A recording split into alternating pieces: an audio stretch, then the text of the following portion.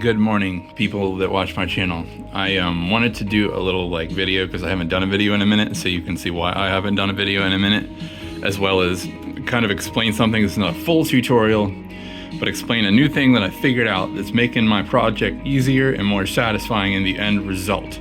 So, if you wonder why I haven't done that other Predator video, because remember, we still got a Stoneheart Predator video to do, and then big ass, fat ass surprise is that I'm gonna do a fucking customization of a quarter scale Warrior Predator that I was able to acquire.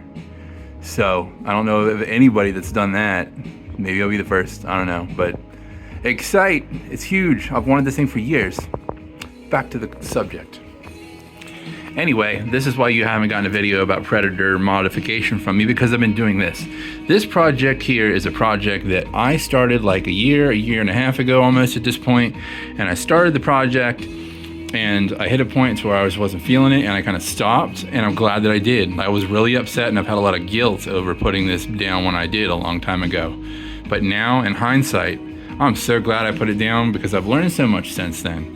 And that's, again, I'm gonna reinforce another idea that I pointed out to you guys, is that it's okay to put a project down if it ain't jiving, because you come back, you're not gonna be a worse painter when you come back and do the project. So it's okay to put it down, as long as you understand, just remind yourself, I'm gonna pick it back up. That's the thing.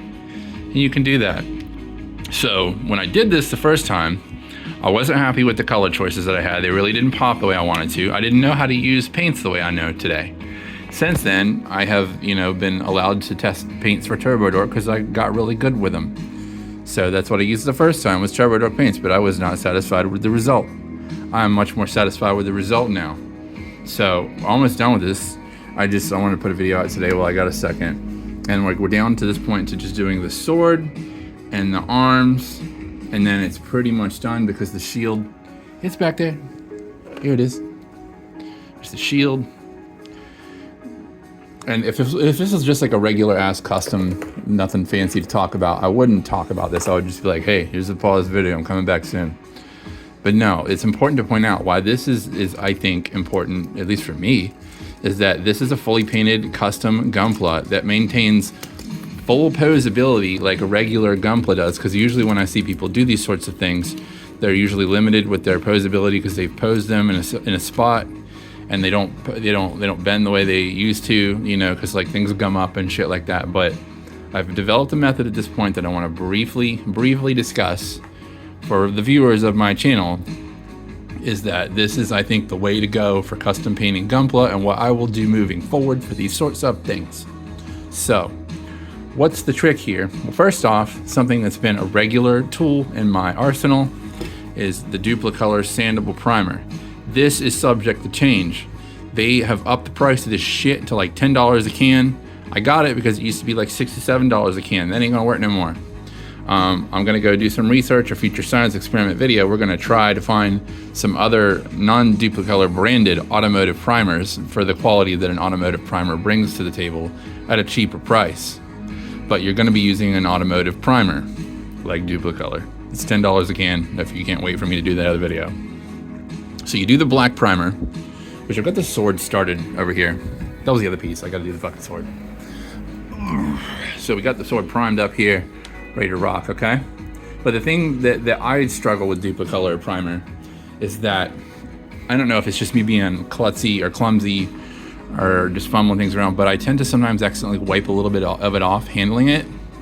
And I wanted to stop that. I'm like, what if I tried a new thing? And I tried the new thing. What the new thing is, the primer, and then right after, before you do anything else, just a tiny little bit of Rust-Oleum matte clear enamel. It puts an armored layer outside of that, so now you can freely handle it as if it's an unpainted part. And you're like, but what about adding, unnecessary thickness or whatever to the part? I mean, it technically does, because physics, right? You're adding another layer of stuff. But I'm being very mindful when I do the paints and assemblies that anything that's a connector piece, I'm gonna spray it. I'm gonna put silly putty on these ends, because you wanna make sure that they remain uncoated, right here at the end, but this middle shit needs to be visible. The spray itself is only gonna go on the outside of this joint, so you still, by my testing, still get this flexibility, because it's like not that thick of a coat to where it can't rotate inside the part. The only part that you want to make sure not gunked up is these ends, because if they're gunked up, they're going to be hard to force in. They're going to be hard to turn. You lose your posability like you might want for a Gunpla kit. So anyway, primer, matte clear enamel, then your paints. On this particular one that you're looking at right here, what we have done is we did on the armor, we started with Turbo Dorks, stuff that's hiding here. Where the shit's the bottle at? It's not back there. I got too many bottles on my desk. I know it's iced and ever. Where is it? God. Bad job prepping for the video. Anyway, I'm using a color called ice right in front of my face. Jesus. No, it's not ice and ever. Is it cold open? I swear to God I was using ice and ever. I guess fucking not. I guess I'm using cold open. Maybe I'll be wrong too, but whatever. Anyway, we're using a black color shift that does like kind of a bluish, purplish turning color for the base coat of this. But after that dries, it didn't have enough color pop that I wanted it, because I wanted it to have kind of like this metallic plum look to where it's black with just barely a little bit of purplish blue color. So then the second layer on top of that, you're going to be painting purple tone. And just to clarify, we are hand painting this whole thing. I don't know if you're ever going to rarely ever see me airbrush a model. So yes, you can hand paint Gunpla. Whoever says that, show them this and tell them to shut it. And then after that, once you've got that laid down and that's good, you want to come in and you want to do a quick thin coat of gloss clear over the part. Thin coat. Don't glob it on, just enough to form a protective layer, which allows you then to handle and not have any issues with the model posing and shit, but still protect your work, protect your paint so it doesn't wear off, right? And then as you can see, the inner parts, they look like some meat. Got some meat in there. And all the joints look like that, right? How do we do that? Same first process, primer, matte varnish. The next thing we did was a variation of the quote unquote, what the cool kids call a slap chop, but we're not doing a full slap chop because I wanted it to be dark. I wanted it to look like very oxygen enriched blood in its color, right? So I actually just did the gray part. I didn't do the white part. So you just, you dry brush gray on top of that black. Now, I need to rewind back a little step because I didn't tell you the other thing that I did. Because you'll notice that like these wings have a texture, as you can see there. And then even like the feet have like a gritty texture, right? They didn't come like that out of the kit. How do you do that? You mix paste medium and coarse texture medium from Liquitex. You mix it together. It's going to be a thick paste. You add just a drop or two of water to liquefy it just a little bit for an even spreadability, and then you paint that on the part as is, and then you prime, and then you matte varnish. I'm sorry, I went out of order. I'm like the Quentin Tarantino of explaining things, but you know that if you watch my channel. I'm sorry again anyway. So let's just assume you've done the texture, you've done the prime, you've done the matte varnish, then you've done the gray dry brushing. The next thing to do, come at her with the good old Slaughter Red speed paint. And that is what we laid down the base color of the meat with, is that, but then even that, it's not enough of a pop, and it wasn't dark enough. So the thing with the speed paints is they will reactivate after a certain period unless you do something about that or you wait, and I don't have patience, so I went ahead and did another coat. I know how many coats and the thing still moves. I swear to God, you see it's working.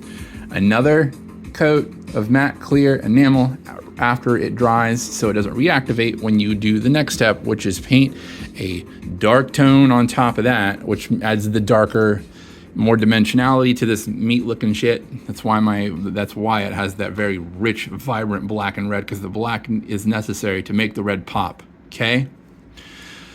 And then once you're done with that, you coat it again with a matte clear enamel. Now, that I didn't, for the most part, there are some places I had to just do it all the same because I was not going to tear down these elbow joints inside the chest cavity. But it doesn't make that much of a difference for visibility. Can you like look at the bit like, oh, I can see that this part is a gloss enamel, not a matte enamel. No, sometimes shit doesn't matter that much, and it's okay. You know, the people will not notice that. Anyway, so that's your meaty insides. That's your base color for the armor. Then for the filigree here, we simply did, after the primer, we use Crystal Cavern. And as you know, you have to put it over a black primer to make it pop. And that's why we did black on everything, because it makes these color shifts pop. Crystal Cavern. And then I did the same purple wash that I did on top of that over the filigree the same way as I did the body parts. Chest piece, what did we lose? Oh, we lose the little back plate. See, if anything, I could probably thicken up these joints because the shit still falls off. Anyway, the chest piece, as well as the inner padding of the shield, we simply did Turbodorx People Eater, and then a purple wash on top of that to give it more depth and volume. Groovy, right? Now, quick tip for the filigree shit here for the shield, because the filigree is a separate piece. You always want to like really look at your instructions and think about what you're doing in your whole process when you're doing a paint build. And looking at your instructions, you would remind yourself, because it's been a year since I put this together, okay? But you probably won't have that problem, or you will.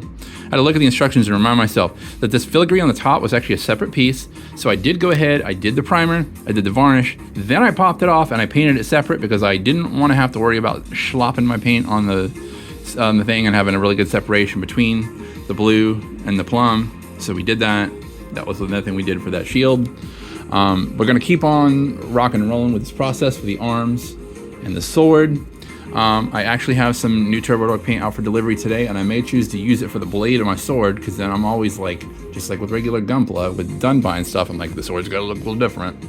Oh yeah, and then another thing I did too, to differentiate the eyeballs, I did with Crystal Cavern as well, because I want them to really pop against the red. But yeah, like I said, the benefit of this is, it's fully posable, just like regular Gunpla. The joints are not super duper tight. You get what you wanted. You got what you wanted. You got a figure that's painted good and it still bends like a figure and shit.